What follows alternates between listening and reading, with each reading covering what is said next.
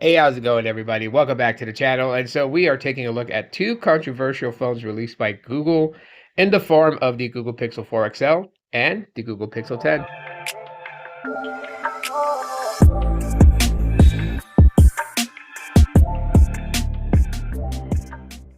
So the reason why I wanted to compare both these two devices is because one, I mean, obviously when they were released, there was a bit of controversy behind them when it came to the pricing.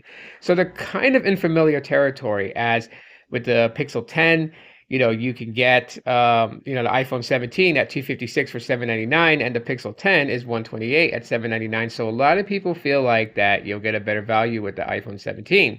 And that was the same case with the Pixel 4 XL.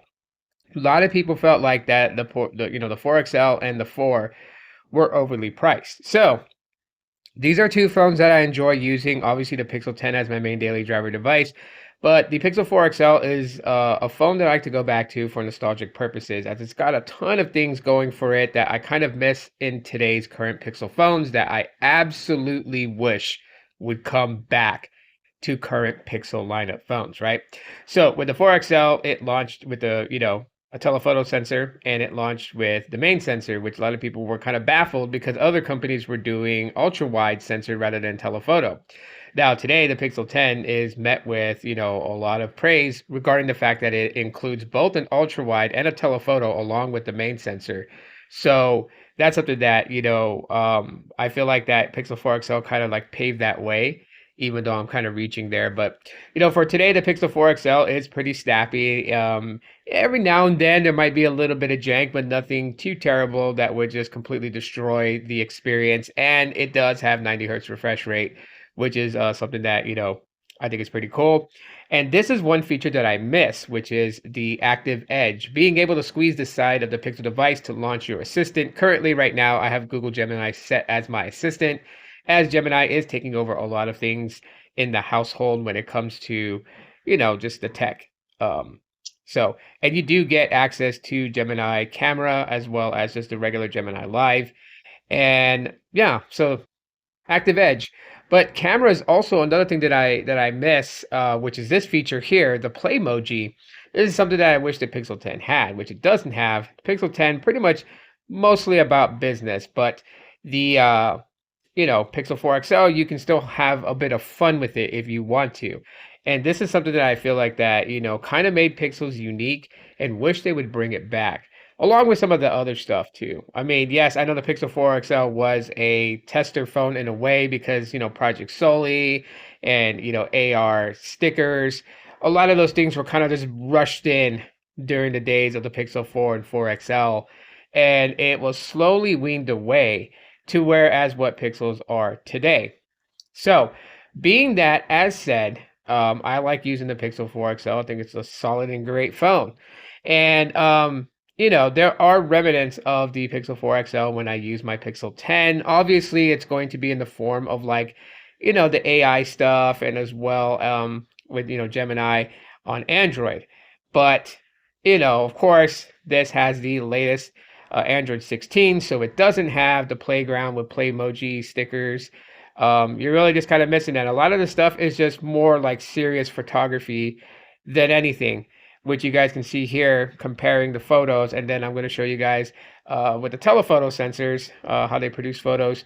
So yeah, it's pretty much that, but not a lot of like funness behind it. But it doesn't mean that the Pixel 10 is a bad phone.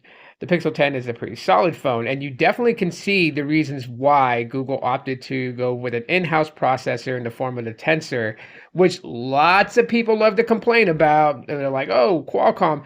Well, use the Pixel 4 XL and use a lot of the AI features that Gemini has, and you'll understand why that Google stepped away from Qualcomm. Qualcomm is not a bad processor chip at all whatsoever. It's just like I've said in previous videos and live streams, it is designed just to be like the overall powerful chip. Whereas the Tensor processor is designed to be powerful in the form of image processing, AI computing. That is the reason why Google stepped away. Just imagine that if the Tensor G5 was in the Pixel 4 XL, and the Pixel 4 XL had 16 gigabytes of RAM, just how crazy insane would that be? That would be like the ultimate, dream phone of mine, to be honest with you guys. I don't know about you guys, but for me, that would be an ultimate dream phone. I really kind of wish that they would bring back some of the remnants of the Pixel 4 XL and bake it into today's current Pixels and future current, future Pixels, not current Pixels, but future Pixels. That would be so cool to see. But for the most part, if you're wanting to know, is there a drastic difference between both these devices? Like if you're a current Pixel 4 XL user, if you upgrade to the Pixel 10, will you see some differences? And yes, you will. And I'm not talking about in the form of Material 3 Expressive and Android 16, but I am talking about in performance. Performance, you would definitely see a drastic difference. Battery life, you would definitely see a drastic difference. Audio is pretty good with these, but it is what it is on that. And yeah, with just the software that they have, because with the Pixel 4 XL, it is stuck on Android 13. I could, if I had an unlocked version, put it on Android 16 and really kind of test it out to see how the Snapdragon 855 did with Android 16. Fortunately, my device is a Verizon model, and it is very hard to find a non-Verizon model Pixel 4 XL that has decent battery, still left in it, and that the body is not damaged. Lots of ones that I find, they have cracked screens, cracked backs. So kind of makes it rough for me to find a donor device to be able to play and put Android 16 on it with Evolution X. But for the most part, even on Android 13, this phone still feels pretty modern. It doesn't feel outdated. And that's my thoughts on the Pixel 4 XL. When it comes to the Pixel 10, and I appreciate all the new gestures, new features, and things like that, like Magic Q and etc. Those are pretty nice to have. I can't complain there when it comes to that. So overall, between the Pixel 4 XL and the Pixel 10, they are great phones in their right. You will see a drastic difference upgrading from the 4 XL to the 10, but you also kind of lose out on the fun that the Pixel 4 XL offers, which the Pixel 10 does not have. However, you still can have some slight fun.